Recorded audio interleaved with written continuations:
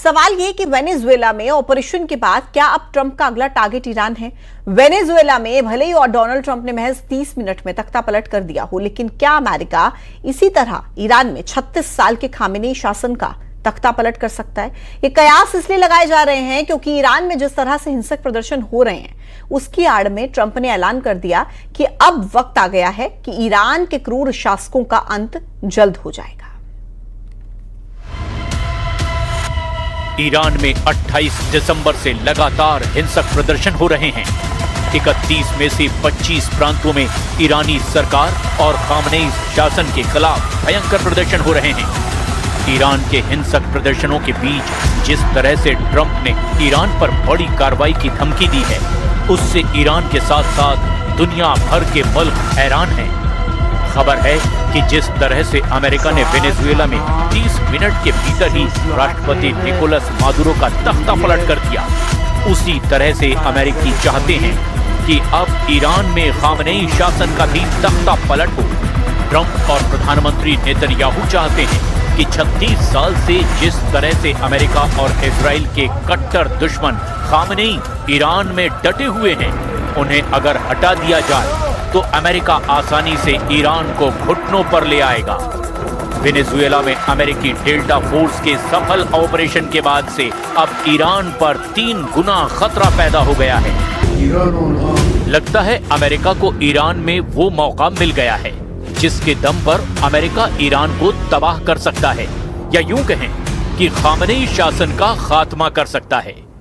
Iran अच्छी तरह से जानता है कि 86 साल के हो चुके ईरान के सुप्रीम लीडर अली खामनेई इस वक्त सबसे कमजोर स्थिति में। 28 दिसंबर से ईरान में बेतहाशा महंगाई, खस्ताहाल आर्थिक हालत और ईरान की मुद्रा रियाल की कीमत में ऐतिहासिक गिरावट ने अब ईरान को हिंसक प्रदर्शनों की भट्टी में झोंक दिया है। इस वक्त ईरानी सरकार और शासन बेहद कमजोर स्थिति में पहुंच चुका है। ताजा अपडेट्स के मुताबिक ईरान में चल रहे हिंसक प्रदर्शनों में 1 दर्जन से ज्यादा लोग मारे जा चुके हैं। ईरान में 4 मौतें ट्रंप की उस धमकी के बाद हुई हैं, जिसमें ट्रंप ने कहा था कि अगर ईरान में कोई प्रदर्शनकारी मारा गया तो अमेरिका चुप नहीं बैठेगा। ट्रंप ने कहा था कि अमेरिका ने ईरान पर हमले की तैयारी पूरी कर ली है। क्या ईरान में वेनेजुएला जैसा ऑपरेशन हो सकता है? इस सवाल का जवाब पश्चिमी मीडिया में अलग अलग तरह से तलाशा जा रहा है और दावा किया जा रहा है कि ईरान की जबरदस्त सैन्य क्षमता, लड़ाकू तेवर और मिसाइलों का भंडार ट्रंप के सामने सबसे बड़ी चुनौती है। लेकिन इसके बावजूद ट्रंप और उनके सलाहकारों को लगता है कि ईरान में चल रहे मौजूदा हालात और ईरानी सरकार और शासन के खिलाफ हिंसक प्रदर्शन अमेरिका के ऑपरेशन वेनेजुएला को ईरान में आसान बना सकते हैं। अब आप ये भी जान लीजिए कि अमेरिका ईरान में खामनेई समेत 4 लोगों पर राष्ट्रपति मादुरो जैसा ऑपरेशन क्यों करना चाहते हैं, और वो खामनेई समेत 4 लोग आखिर हैं कौन?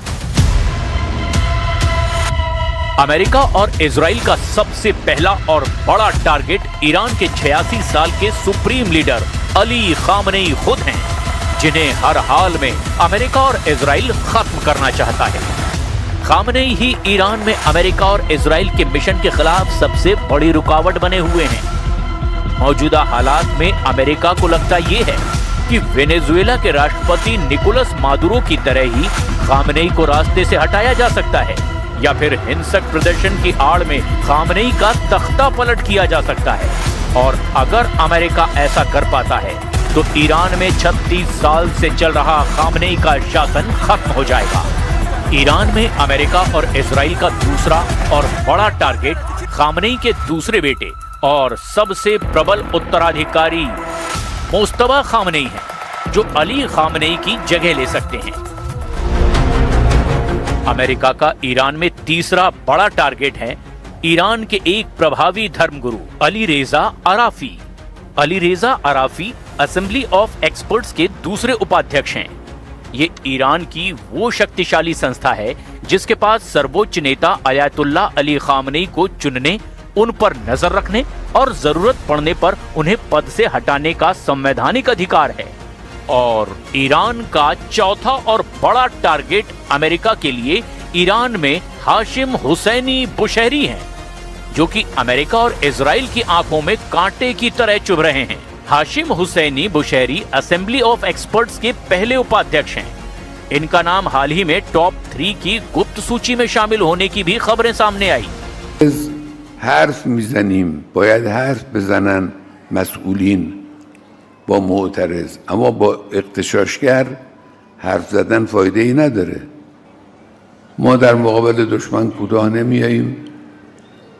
ما با اتکاء به خدای متعال، با اتکال به خدای متعال و با اطمینان به همراهی مردم इंशाअल्लाह به तौफीक इलाही दुश्मन को बेजानू दर खवाहीम आवर्द। हम आपको ये भी बता दें कि दिसंबर के आखिर में इजरायली प्रधानमंत्री नेतन्याहू और अमेरिकी राष्ट्रपति डोनाल्ड ट्रंप के बीच हुई मुलाकात में राउंड 2 यानी ईरान पर दूसरे दौर के हमले पर चर्चा हुई थी।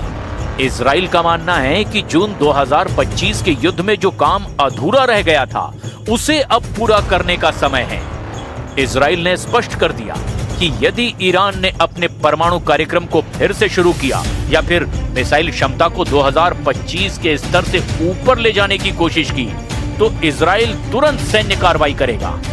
इसी को लेकर इजरायली रक्षा बल यानी आईडीएफ ने सरप्राइज वॉर की तैयारी तेज कर दी है।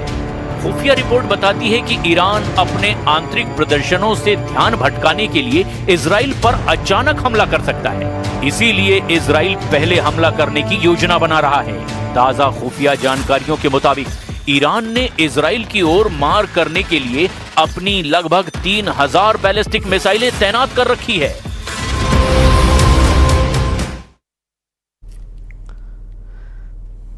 ट्रंप ने कोलंबिया, क्यूबा और मैक्सिको की सरकारों को सैन्य कार्रवाई की चेतावनी दी है। ट्रंप ने कहा है कि उन्हें वेनेजुएला जैसा मिलिट्री ऑपरेशन अच्छा लगता है।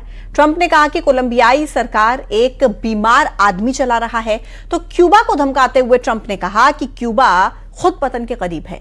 वहीं ट्रंप ने मैक्सिको पर कहा है कि अमेरिका को मैक्सिको के साथ कुछ करना होगा।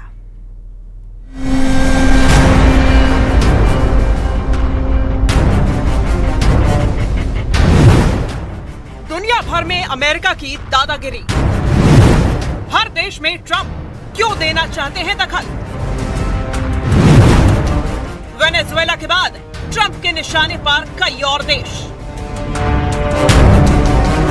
वेनेजुएला में अमेरिकी सैन्य कार्रवाई और राष्ट्रपति निकोलस मादुरो की गिरफ्तारी के बाद अब एक बड़ा सवाल खड़ा हो गया है। क्या ये सिर्फ एक देश तक सीमित कार्रवाई थी या फिर ये ट्रंप की नई विदेश नीति की शुरुआत है? राष्ट्रपति डोनाल्ड ट्रंप के हालिया बयान साफ संकेत देते हैं कि अमेरिका अब खुलकर उन देशों में दखल देना चाहता है जहां या तो अमेरिकी हितों को चुनौती मिल रही है या फिर चीन और रूस का प्रभाव बढ़ रहा है। वेनेजुएला के बाद कोलंबिया की बारी। लैटिन अमेरिकी देशों पर ट्रंप की टेढ़ी नजर। डोनाल्ड ट्रंप ने वेनेजुएला में सैन्य कार्रवाई के बाद अपने बयानों में बार बार वेनेजुएला के तेल का जिक्र किया। इससे यह साफ हो गया है कि यह कार्रवाई सिर्फ तानाशाही खत्म करने की नहीं थी, बल्कि ऊर्जा संसाधनों और अमेरिकी कंपनीज के हितों से भी जुड़ी थी। अब ट्रंप की नजर कोलंबिया पर है। कोलंबिया के राष्ट्रपति गुस्तावो पेट्रो अमेरिका की ड्रग नीति और लैटिन अमेरिका में उसके दखल के खिलाफ रहे हैं। ट्रंप का आरोप है कि कोलंबिया में ड्रग्स का प्रोडक्शन बढ़ रहा है और सरकार आंखें मूंदे बैठी है। असल वजह यह भी है कि पेट्रो की वामपंथी सरकार अमेरिका की बजाय अपने पड़ोस